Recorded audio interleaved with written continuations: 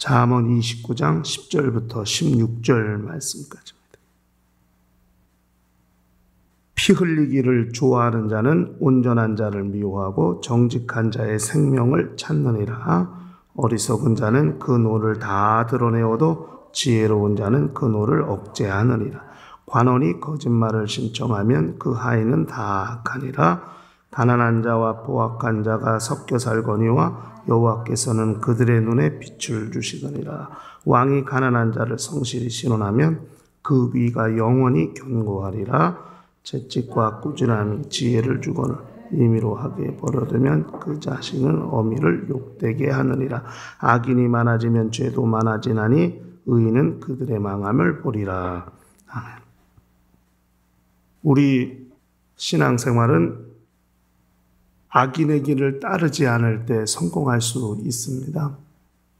워낙 세상이 험하고 또 죄악이 관영한 곳이다 보니까 신앙인들이라 할지라도 자칫하면 넘어질 수 있고 실족할 수 있어요. 워낙 원수의 유혹이나 시험이 아주 예리하고 또 첨예하게 그렇게 하나님의 말씀과 비슷하게 역사하는 경우도 훨씬 많기 때문에 그것이 마치 하나님의 뜻인 줄 좇기도 하고 또 하나님의 감동하심과 역사하심인 줄 알고 택할 때도 있습니다. 나중에 보면 그것이 아니라는 것을 깨닫고 돌아오게 되겠습니다마는 어쨌든 우리의 영감, 우리의 분별하고 구별하는 능력이 얼마나 탁월해야 하느냐를 새삼 느낄 때가 대단히 많습니다. 세상에서 사기도 정말 진짜 같아야 사기를 칠 수 있지 않겠습니까? 그렇지 않다고 보면 얼마나 누가 사기를 당하겠어요. 근데 99%가 진짜여야 사기를 칠 수 있다고 하니까 그 수법이 얼마나 디테일합니까? 요즘 보이스피싱이라는 게 유행인데 진짜 점점 더 분명해지고 너무나 이 진짜 같아서 요즘 이제 목소리도 많이 바뀌었더라고요. 이 연변 사투리 안 나와요. 요즘 보이스피싱. 저는 검찰청에서 전화 왔다고 그래가지고 깜짝 놀란 적이 있는데 나중에 보니까 그래서 그러냐고 이제 전화 끊었는데 이 보이스피싱이 정말 별별 방법들을 다 동원하는구나 하는 생각을 좀 해보게 돼요. 자칫하면 속게 되고 자칫하면 그렇게 빠져들 수밖에 없는 그런 함정들이 너무나 많이 도사리고 있습니다. 그러니까 이 사회적으로 말하는 이 사회에서도 말하는 악이라는 게 있잖아요. 그러니까 성경에서 말하는 악도 있습니다만은 이 사람들이 살아가는 일반 사회에서도 사회에서 악이라고 취급하는 것들이 있습니다. 그러니까 그런 것들은 우리가 워낙 우리 자신을 구별하고 또 거기에 섞이지 아니하려고 하기 때문에 자신을 지킬 수 있습니다만은 그러나 그런 사회적으로 말하는 악들도 발전하고 업그레이드 되고 있기 때문에 우리가 조심할 필요는 있어요.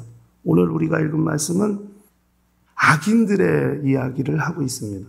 그러니까 어제는 의인들이 어떻게 살아야 되느냐, 인도자의 역할을 지도자 입장에서 그 역할들을 감당할 줄 알아야 된다는 걸 말했다면 오늘은 악인들은 어떻게 사는가. 그렇기 때문에 거기에 섞이지 말아야 되고 그 길을 따르지 말아야 한다는 것을 말해주고 있는 거예요. 10절에 악인은 피 흘리기를 좋아하는 사람들이라고 그렇게 말을 하고 있는 것입니다. 그러니까 피를 흘리기를 좋아하기 때문에 온전한 자를 미워해요. 왜 미워하느냐?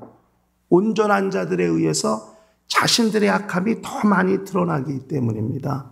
그러니까 마치 빛이 비추면 어둠이 드러나듯이 그렇게 온전한 자들, 의인들에 의해서 의인들이 있으면 있을수록 자신들의 악함이 더 많이 돋보이게 되니까 드러나게 되기 때문에 그 사람들을 미워할 뿐 아니라 그 사람들의 생명을 찾는 그런 일들도 한다 하는 것이죠. 이것이 이 악인들의 모습이에요. 그러니까 의인이 세상에서 얼마나 고난을 당하고 또 미움을 받는가? 그런데 반대로 의인이 세상으로부터 고난을 받지 않고 미움을 받지 않는다면 과연 의를 추구하는 삶을 살고 있는가를 점검할 필요는 있을 것 같습니다. 그러니까 이건 예수께서도 그렇게 미움을 받으셨고 핍박을 받으셨고 그렇게 했는데 우리가 의인이라고 의롭담을 받은 사람이라고 하면서 세상에서 별로 미움받는 일이 없고 그렇게 한다. 이건 우리가 좀 생각을 해봐야 한다 하는 거죠. 그러니까 그것이 물론 우리가 잘 지혜롭게 살아서 그럴 수도 있겠습니다만은 그런 부분을 우리가 함께 고민해 볼 필요는 있다 생각을 좀 해요. 그러니까 의인들은 이 악인들로부터 미움을 받는 거예요. 그래서 악인들은 피 흘리기를 좋아하고 그 의인들의 생명을 찾는 일에 부지런하다는 것을 알 필요가 있습니다.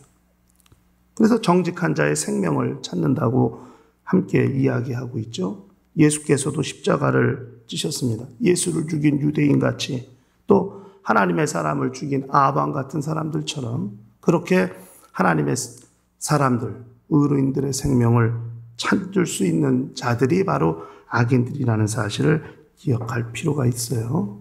두 번째, 악인들은 분노를 감추지 못하는 거예요. 그래서 어리석은 자는 그 노를 다 드러낸다고 11절에 말씀했습니다. 분노를 참지 못해요.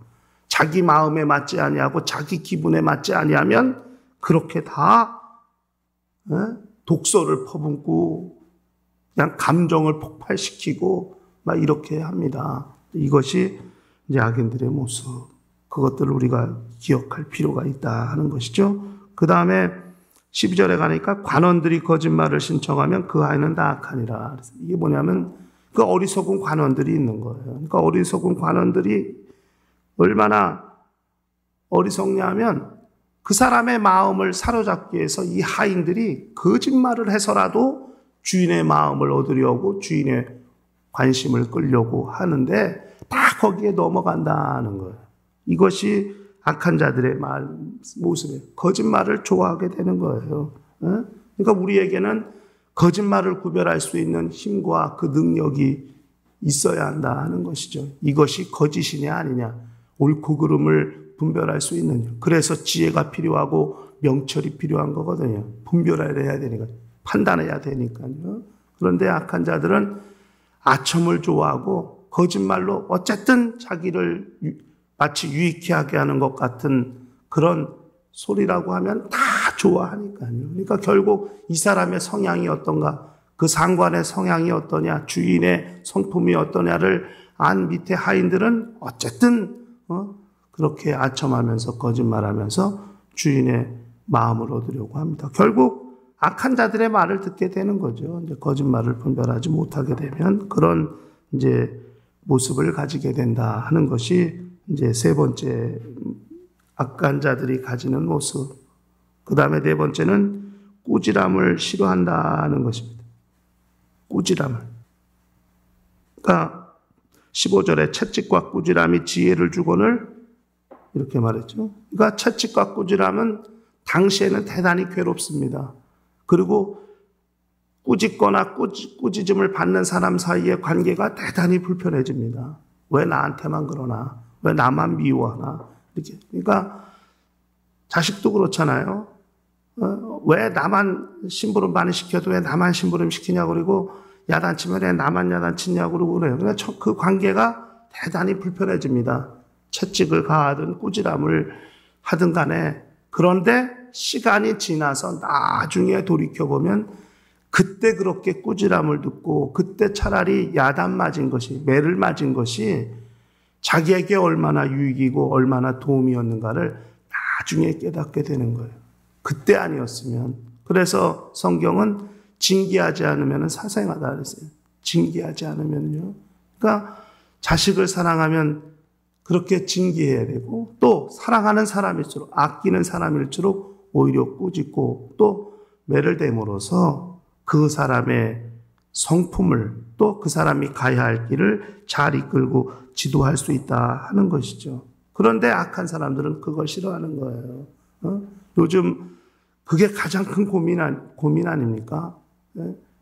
이제 저도 이제 애들이 커가니까요. 점점 아이들한테 야단을 치고 꾸지람을 하는 게 쉽지 않아집니다. 그러니까 자기들한테 그렇게 해도 듣기를 싫어하니까요. 우리 애들도 마찬가지예요. 그래서 고민이 많습니다. 제가 이 머리 큰 것들을 어떻게 하나. 그래도 막내는 아직 나이도 어리고 그래서 그렇습니다만 이 머리 큰 것들은 아주 짜증을 많이 부립니다. 그런데 그래서 불러다 놓고 오랫동안 설명을 해야 되고 설득을 해야 되고 해야 됩니다만은, 그런데 그때는 좀 힘들고 어려워도 시간이 지나면 그것이 훨씬 유익이라는 것을 안다면 달게 받을 수 있습니다. 그것이 의인의 모습이에요. 꾸지람과 징계, 채찍을 수용하고 받아들일 수 있는 사람. 그러나 그걸 받아들이지 못하면 결코 앞날을 보장할 수 없는 거예요. 그러니까 의인이 언제부터 악인이 되느냐. 그렇게 악했다고, 죄를 지었다고, 잘못했다고 꾸지람을 들었을 때 그걸 받아들이면 안 되는데, 받아들이지 않았을 때부터 조금씩 더 빗나가게 되고 삐뚤어지게 된다고 생각합니다. 그러니까 악한 자들의 모습은 그와 같은 거예요. 그러니까 훨씬 의인과는 전혀 정반대의 삶을 살게 됩니다. 피 흘리기를 좋아하고, 그 다음에 분노를 감추지 못하고, 거짓말을 좋아하고, 꾸지람을 싫어하고, 딱 누가 좋아하겠나. 이건 원수가 딱 좋아하는 스타일입니다. 그러니까 악해질 수밖에 없고 더 죄가 관영해지는 곳에 살 수밖에 없는 사람들이 될 수 있다는 것이죠. 그러므로 영적 생활은 이 길을 가지 않아야 한다는 거예요. 그래서 꾸짖고 그래서 야단치고를 그것을 싫어하고 그것을 거역하면 결국 또 그 길로 갈 수밖에 없게 되는 겁니다. 영적 생활은 악인의 길을 좇지 않을 때 자기를 지킬 수 있고 자기의 영적 생활을 잘 관리할 수 있습니다. 일평생 악인의 길, 우리에게 다 놓이게 돼요. 우리 앞에 다 오게 돼 있어요. 그러나 그걸 어떻게 거부하고 거절하고 물리치느냐, 그것이 영적 생활 성공의 열쇠라고 생각합니다. 일평생 악인의 길을 쫓지 아니하므로 자기의 신앙생활을 잘 관리할 수 있는 거룩한 심령들이 되시기를 예수 이름으로 간절히 축원합니다. 다 같이 통성으로 기도하십시오.